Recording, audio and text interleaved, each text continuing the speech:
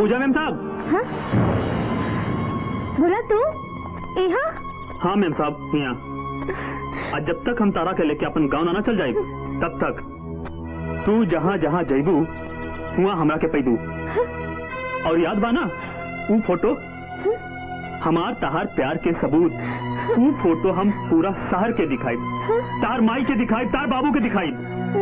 और अगर फिर भी ना तू समझ लू ना तो वो फोटो हम अखबार में छपवा दे। अब पूरे शहर में तारा बदनाम कर दे। अब समझ लो तो के कहाँ मिली हमके बदनाम करके? उहे मिली जे तारा मिलल हमार प्यार भरा दिल तोड़ के, हमार और हमार देवी समान माई के पूरे गांव में बदनाम करके। हम तोरा से हाथ जोड़ता नहीं, हमरा के माफ कर दो, हमरा के भूल जा भोला, हमारे दिन के खराब मत करो। आज तो हम जाता नहीं पूजा जी, कल आई, परसों भी आई, और तब तक आई जब तक तू हमारे साथ ना चलबू। बुझलू?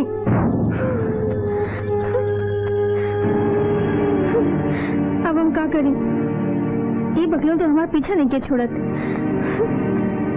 शंकर की मालूम पड़ जाए तो बनल बनाई काम सब चौपट हो जाए। पूजा, शंकर,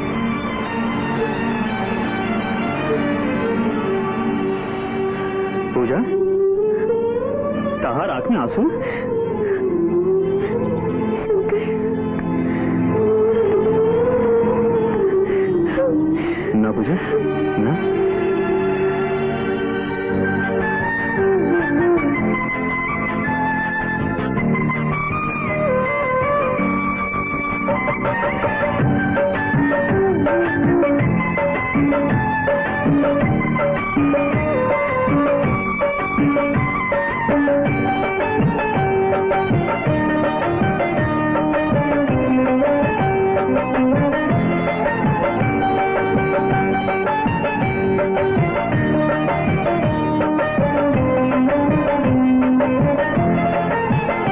आज